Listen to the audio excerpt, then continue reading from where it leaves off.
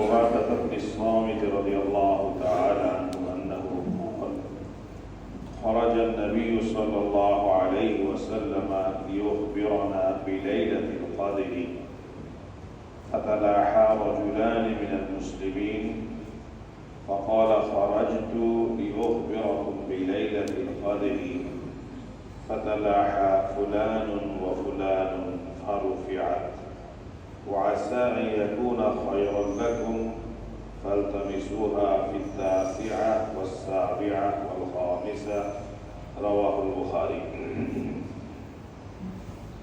বুখারী শরীফের হাদিস হযরত উবাদা ইবনে সামিত রাদিয়াল্লাহু তাআলা থেকে বর্ণিত। তিনি বলেন যে হযরত রাসূল কারীম সাল্লাল্লাহু আলাইহি ওয়াসাল্লাম ঘর থেকে বাহিরে আসলেন আমাদেরকে লাইলাতুল কদর সম্পর্কে অবগত করার জন্য।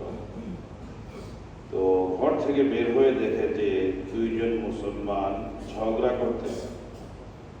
তো রাসূল সাল্লাল্লাহু আলাইহি ওয়াসাল্লাম বললেন যে আমি এই মুহূর্তে ঘর থেকে বের হয়েছিলাম তোমাদেরকে লাইলাতুল কদর সম্পর্কে বলার জন্য, কিন্তু ঘর থেকে বের হয়ে দেখলাম যে অমুকে অমুকে দুইজন ঝগড়া করতেছে।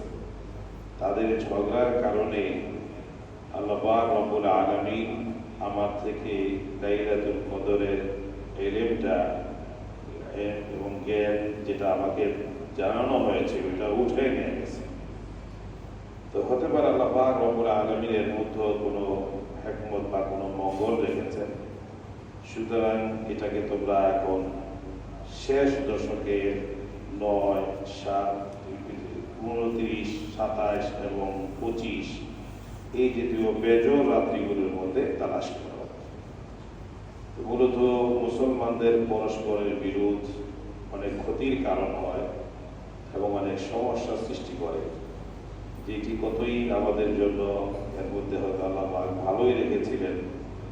যদি নিশ্চিতভাবে লাইলাতুল কদরটা আমরা জানতে পারতাম, সকলের জন্যই এই রাতে আমল করাটা সহজ হতো।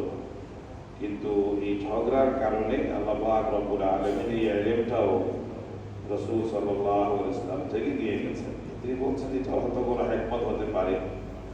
দেখা যেত যে সারা বছর ইবাদত বন্দেগী না করে এবং গুনাহের মধ্যে থেকে এক রাতেই সে সবকিছু অর্জন করে ফেলত এবং আবার পরে সারা বছর সে উদাসীন হয়ে থাকতো। এটাকে এইভাবে গোপন রাখার মধ্যে হিকমত আছে যে বান্দা কি পরিমাণ আমলের আগ্রহী এবং কি পরিমাণ উৎসাহ রাখে সেটা জানার প্রয়োজন।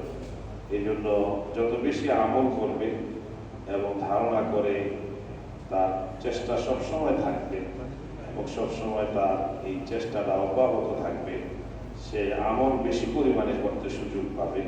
হতে পারে এর হিকমতের জন্য আল্লাহ পাক এটাকে অস্পষ্ট এবং গোপন রেখে দিয়েছেন। তো মূলত মুসলমান পরস্পরের যদি বিরোধ না করে আপোষের মধ্যে মিলেমিশে থাকে এবং মহাব্বতের সাথে জীবনযাপন করে, সেটাই সবসময় মুসলমানদের জন্য কল্যাণ বয়ে আনে। আল্লাহ সুবহানাহু ওয়া তাআলা আমাদের সকলকে সবাই এক হয়ে এবং নেক হয়ে জীবনযাপন করতে পারি সে তৌফিক দান করুন। আল্লাহ